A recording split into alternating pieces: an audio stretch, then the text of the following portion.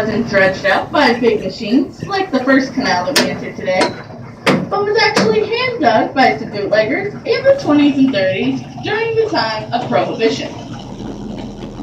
Now, I don't know about you, but that sure does take an awful lot of determination to dig through all the mud, muck, alligators, and snakes out there. I'd also like to point out, while we're looking down Jesse's Trail, that before it was called the Everglades, this land was known as the Endless River of Grass. Pretty easy to see why, taking a look to your left. There are two main types of grass that grow out here in the Florida Everglades.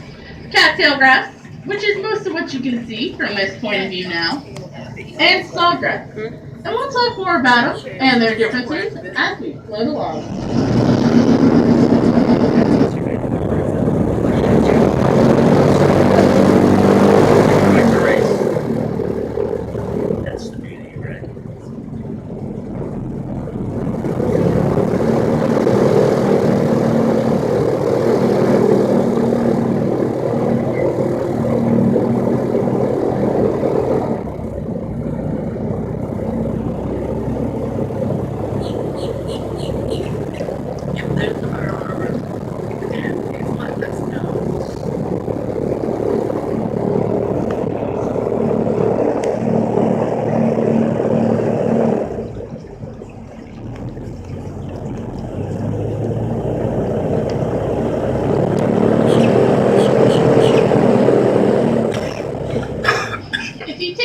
In the water surrounding our boat now, you're going to notice lots of this floating vegetation. This plant is called spatterdock, and not to be confused with the common lily. Spatterdock has a heart-shaped leaf and only produces yellow flowers. Some you red. The common lily is round in shape and produces pink or white flowers. Now that we have the tools to tell the difference, the spatterdock only grows to be 6 feet tall. So at any time throughout the tour today that you see this plant in the water, you can know that we are in depths of 6 feet or less. The overall average depth of the water in the Everglades is only about 4 feet. Many times throughout the tour today, including the section we're floating along in now, you guys can look over the edge of the boat and see straight down to the bottom. And I do definitely recommend that everyone spends at least a little bit of their time today looking in the water. There is an entire ecosystem in and of itself right under our boat. Swimming by in the water, you can spot turtles, fish, snakes, and from time to time, people even get to see the alligators swimming by or hanging out right under the water by our boat.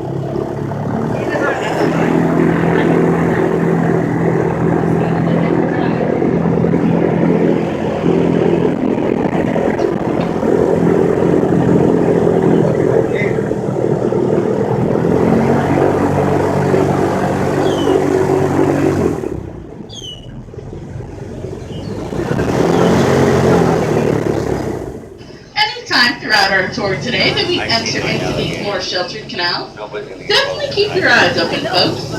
It's not just alligators that make their homes out here in the Florida Everglades. It's also home to many species of snakes, like the Burmese python, reticulated python, the brightly colored coral snake, and the banded water snake, just to name a few. Up in the tree branches or along the rocks, we can spot South American iguanas hanging out, or any number of species of birds.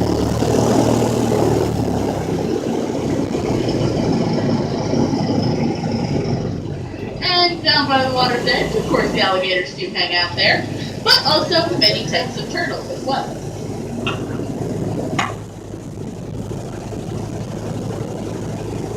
Oh, there's a little bobber.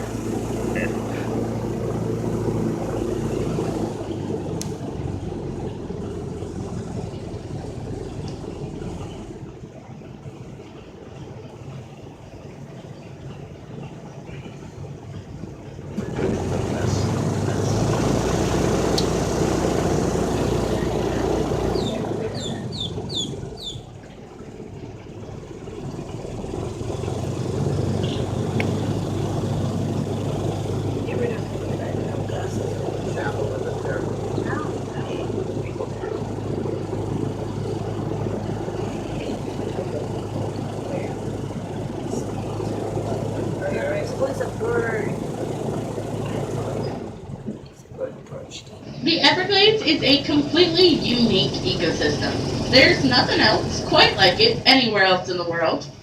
And it's made up of what are called hardwood hammocks and slows. And the hardwood hammocks refers to the areas in the Everglades where there is always widespread dry land. And it's in those areas that we find the larger mammals, like the Florida panther, the black bear, wild hogs, and things of that nature. And the slows refers to the low-lying areas, like the waterways that we're exploring today, but also includes the mangrove forest and the sawgrass marshes as well. They're really pretty ones. Striped ones. Now, one of the things that makes the Everglades so unique, even though we're only going to see freshwater today, the Everglades is large enough that it encompasses all three types of water. Salt, fresh, and brackish, which is a mixture of the two, for anyone who might not have known. And it's the only ecosystem in the world where both the saltwater crocodile and the North American alligator both live in the same place. There's the fruit.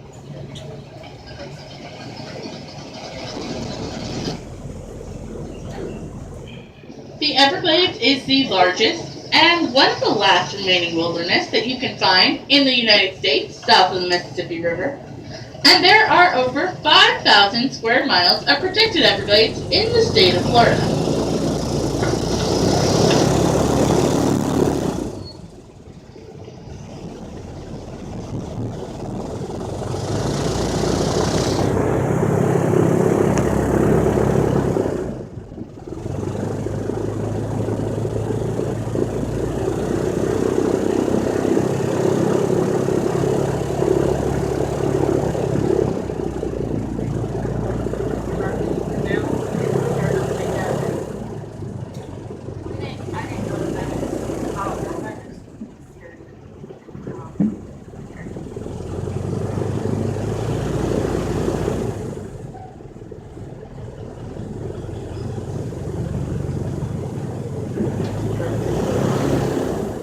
So far along our tour, we've mostly been seeing the same type of grass, the cattails.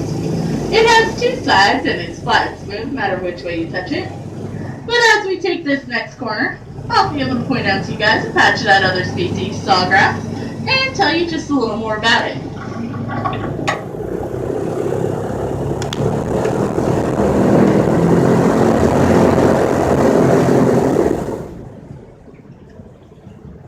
Right side loop, right up on the island. This grass is a little bit shorter and not quite so green. That's the sawgrass. And it's not always shorter than the cattails. This patch just happens to be. One of the big differences, sawgrass has three sides, and along its edges, little serrations. It can and will cut you.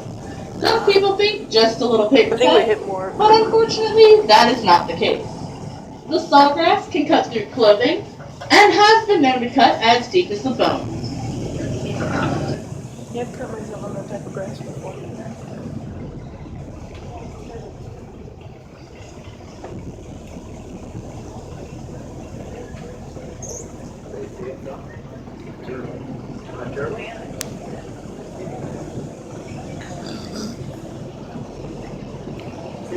Orange, black striped fish.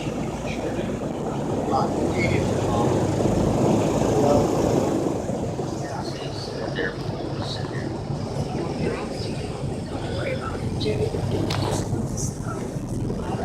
bottom there.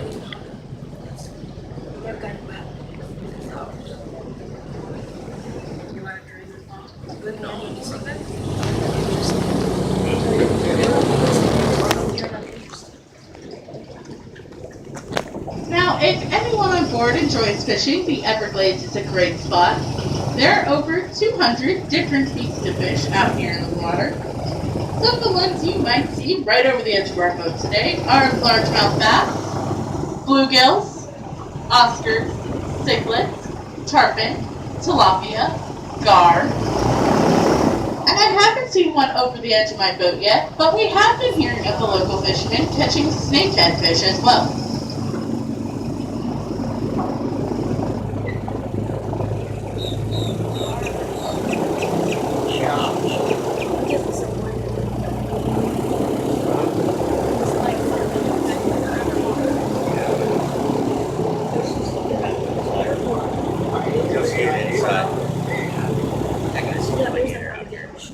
Yeah. No, I didn't think so. She didn't so.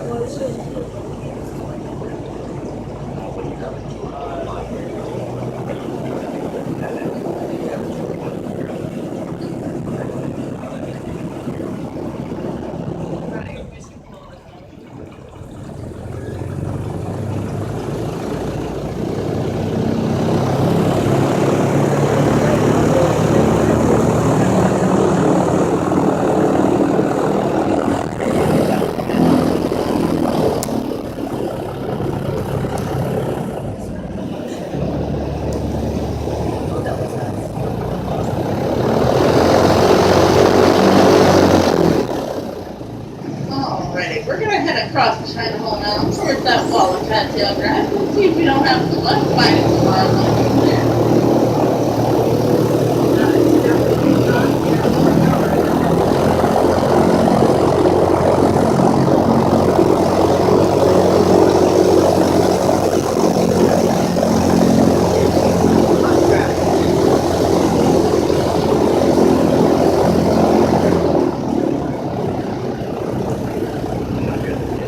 The cattail grass is a very, very big part of the ecosystem out here. Not only does it offer a place to hide for all of the baby birds, alligators, fish, and anything else really that's looking to hide from the big predators that live out here in the Everglades, but it's also the favorite source of nesting material for both the birds and the alligators to build their homes out here in the Everglades. And the cattail grass also helps to keep the Everglades itself healthy and clean. This plant actually works like a natural filtration system for the water, pulling toxins like car runoff, airplane exhaust fumes, and fertilizer up out of the waterways. And this particular patch of this particular patch of cattail grass over here in the back of the China Hole is the home and hiding grounds of a few of our locals. So we're gonna coast right on by at a nice steady pace and just keep our eyes open, see if we can't spot some movement or people coming out of the grass to start their morning.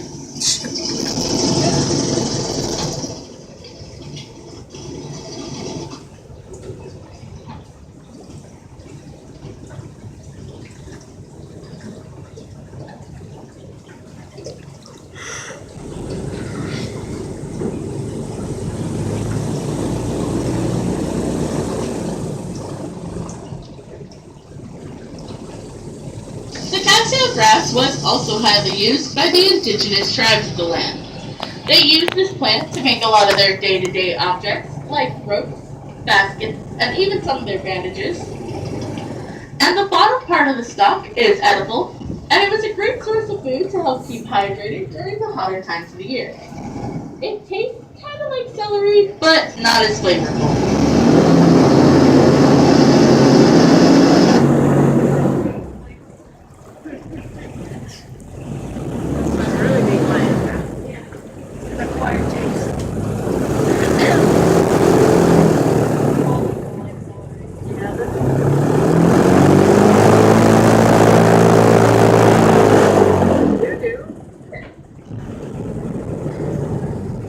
Alrighty guys, I spotted our first alligator. I'm gonna see if you guys can see it. He's in the grass pretty far, so I do apologize if it's not the best view. Should be coming into view for you guys in the first couple of rows on the right. If you're looking into the grass over there, you'll see that there's still water back in there. In that little patch of open water, sticking his head up was the alligator I spotted.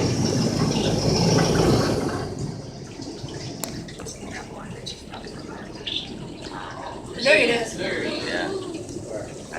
Oh, I see. Come on. Alrighty guys, give us a second. Oh, he just went underwater. Maybe he's coming out to see us. I can't see him in my picture.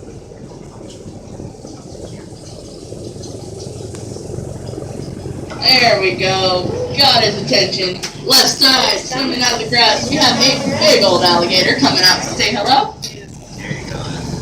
Alligators are cold-blooded, and that just means that they're not good at regulating their own body temperature. They use the sun to help warm up and the water to help cool down.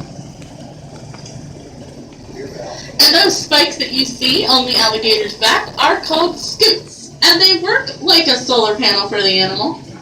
When the alligators swim with their backs up out of the water, or when they lay up on the banks, their backs warm up the fastest because it's the most exposed and some of the darkest part of their body.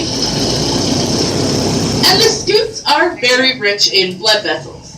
So as the alligator's back warms up, it warms an abundance of blood that is then pumped throughout the rest of the animal's body and helps with the thermoregulation. His eyes are sticking out. Yeah.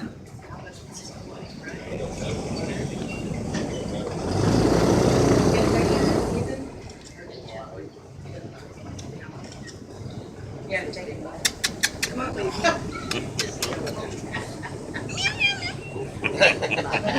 Just joking.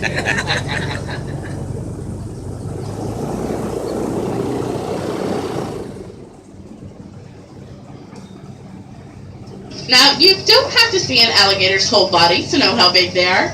If you can get a rough estimate of the distance in inches between their eyes and their nostrils, and then you convert that back to feet, that's the length of the alligator you're looking at. This big guy hanging out on the right side of the boat is actually quite large. He's just about 9 or 10 feet long, and that's pretty deceiving when that's all you can see of him.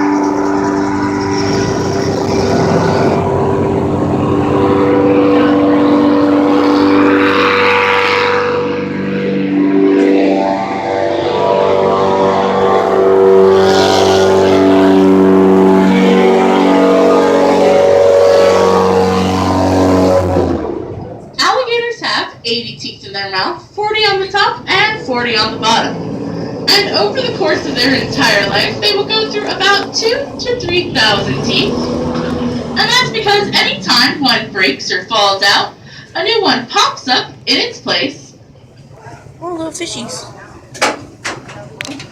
And the alligators have one of the strongest bite forces in the animal kingdom. They close their mouths with about 2,000 pounds of pressure per square inch, but they only have about 4 pounds of strength for opening their mouth. That's pretty cool.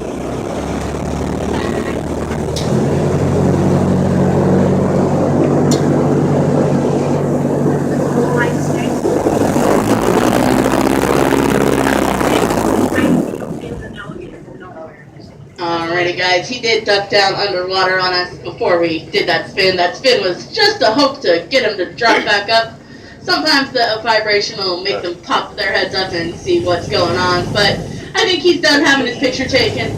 We're gonna keep moving along and see if we can't find anyone else. Your alligator. How big was that? 9.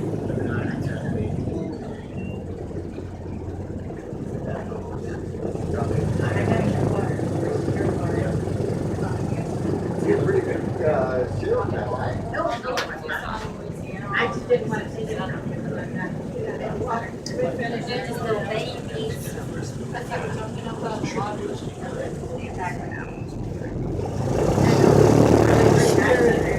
Yeah. Now, I know the grass isn't the most exciting thing out here, but for anyone who's interested or curious, if you take a look to the left, this section of the cattail grass does have a lot of the namesake part of the plants. That seed pod that looks like a cattail sticking up out of the grass, or, in my personal opinion, a lot more like a corn dog.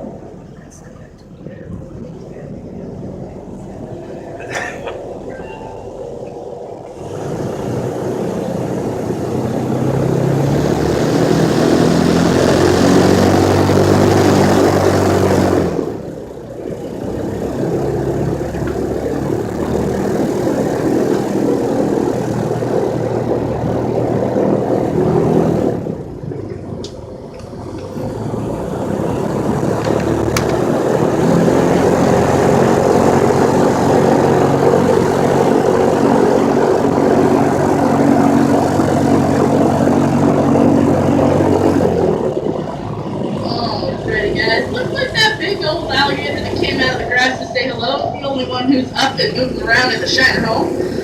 Guess it's too bright and sunny of a day to get out of bed.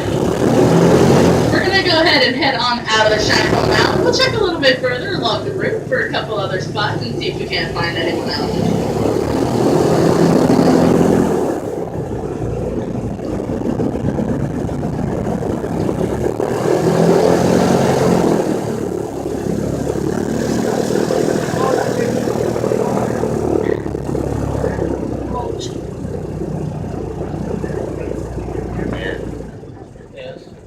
Right side of the boat, the plant that looks kind of like bamboo that we have over on your side is called maiden cane, and it's another useful plant out here in the Everglades. At this height, the stalk is already very strong and can be used to support an injury like a sprained wrist or ankle. As it grows to be a bit bigger, because it'll get up to 25 feet, people use it to make fishing poles, and it was sometimes used by the indigenous tribes to create the shaft of their arrows. Left side of the boat, swimming right along, fighting the current over there. We do have another alligator in the water. When alligators swim, they use their powerful tails to push them forward and their slightly webbed feet for braking and steering.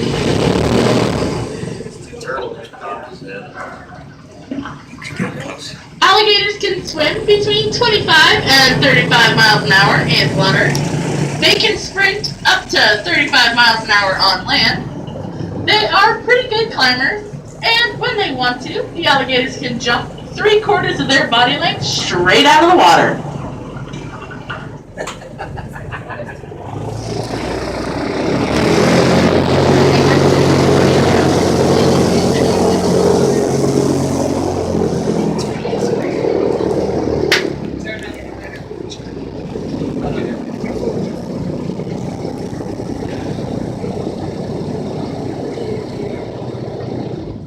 Alligators do not have salt glands, and that's why they can only live in the freshwater. Unlike crocodiles, which do have the organs that allow them to live in salt, fresh, or brackish water.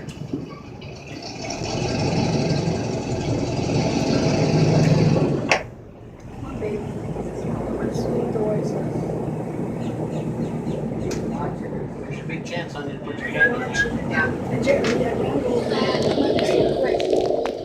he jumps out all right. Yeah. Fine. There you go.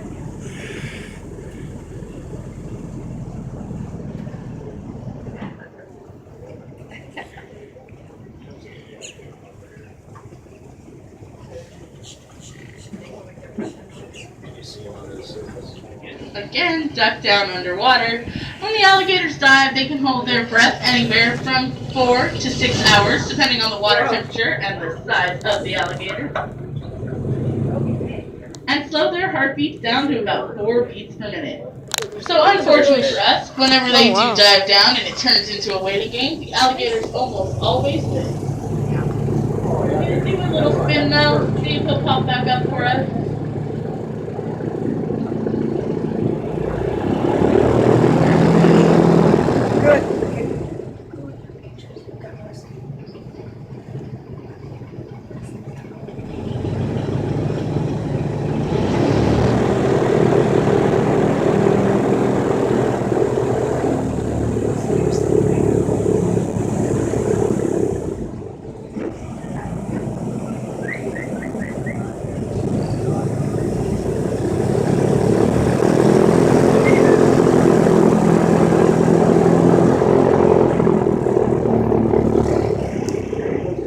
This big open space of water that we're doing a little spin in is called Four Corners, and it's where two of the big canals intersect.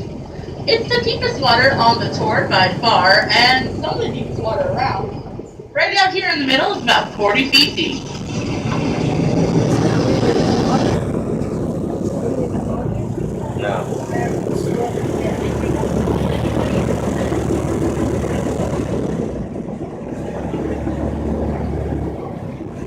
I think that might be.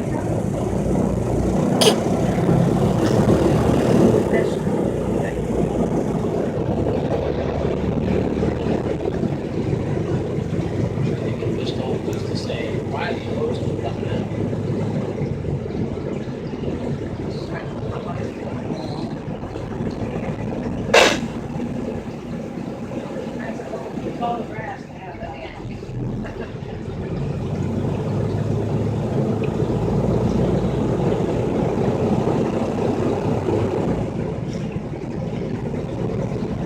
We are setting up for our third and final speed trail of the day, so once again everyone, for one last time, please hold on to any and all loose items.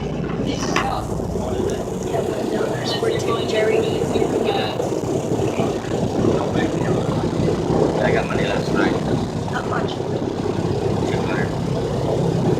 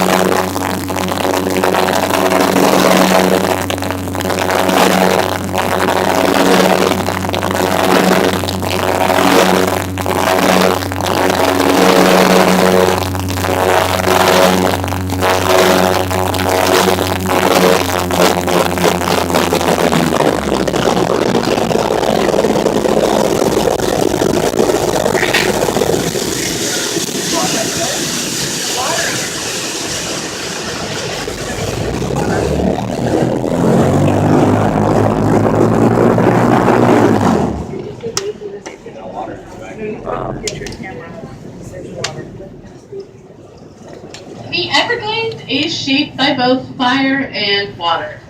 This area of land averages about 75 inches of rain each year. and Florida is the lightning capital of the United States. When you combine that with the fact that it takes the cattail grass anywhere between 10 to 12 months to decompose, you have the perfect recipe for brush fires. And that's exactly what happens. Lightning touches down and ignites the cattails, and uncontrollable fires start that do kill vegetation and some wildlife. The Everglades is quite resilient though, and completely self-sustaining. Those fires put valuable nutrients back into the soil and water, and it only takes about a year before once again the plant life and the wildlife are thriving in the areas affected by the fire. Fire in there.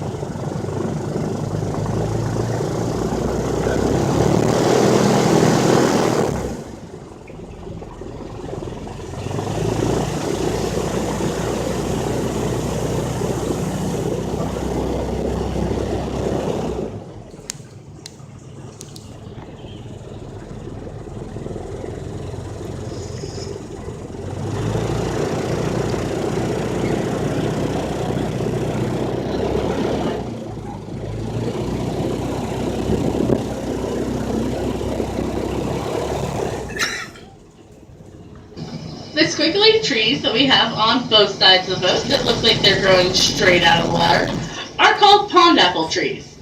And for 6 months out of the year, they do produce a small fruit called the pond apple, or sometimes nicknamed swamp apple. For 5 of those months, that fruit is toxic and contains very high levels of arsenic. Wow. But for about 1 month, it does ripen and turn golden brown, and at that time is safe to eat for humans. It's a very bitter fruit though and has lots of tiny seeds on the inside. Most people who eat them take them home and turn them into a jam or a jelly to make it a little bit tastier. The indigenous tribes called them survival trees, and that's because they would pick the fruit, peel it, pummel the peel down into a paste, heat that paste up, and then anytime they received a serious cut or a wound, they would put that paste over the top, and it would harden and seal off the wound from infection. Wow. Street.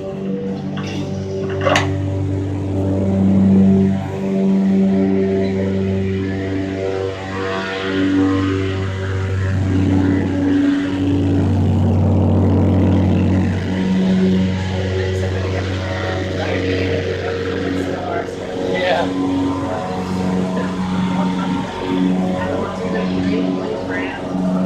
Further hanging down the bottom there. And you're-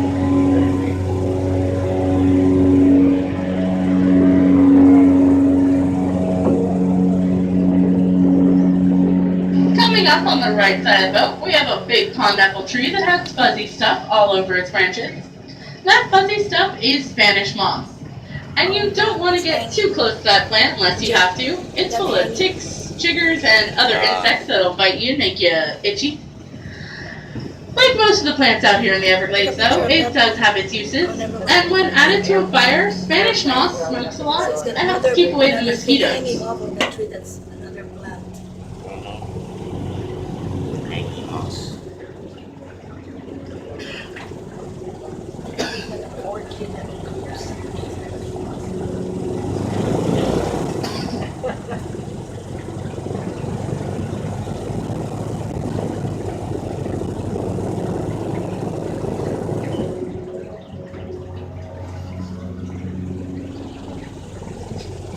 If you look past the pond apple trees to the taller trees with the orange bark, those are gumbo limbo trees.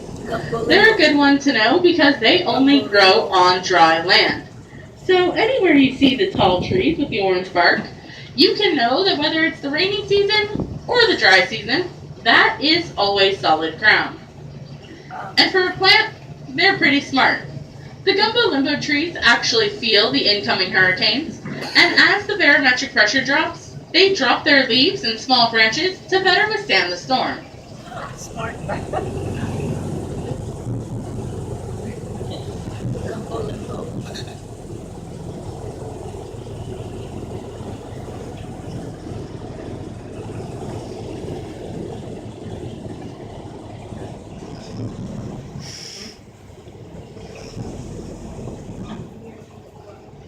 The big white building up in front of us is a water pump station, and that's pump 9 of about 200 built out here across the Everglades. They're used for controlling the water levels here and in the canals and waterways throughout the state.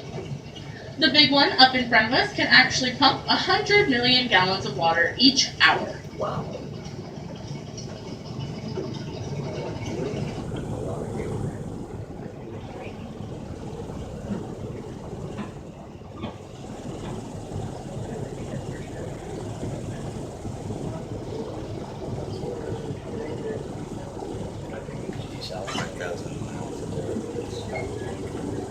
As we finish up this last little stretch of the canal, I'll tell you a little bit about the boat that you've been riding on today.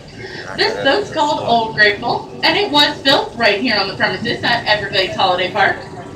It's made of lightweight aircraft aluminum and empty weighs about 2 tons. It's powered by 2 Cadillac 500 cubic inch engines, pushing about 600 to 700 horsepower. Unfortunately for us captains though, we don't own the boats, they are property of the park. We work out here for your smiles, handshakes, and most of our pay does come from tips and gratuities, and anything is always greatly appreciated. I hope that everyone had a good time with me today, learning a little bit and exploring the Florida Everglades. I had a wonderful time showing you guys around. The fun's not over though. After your tour with me, you still have an alligator show put on by the Gator Boys.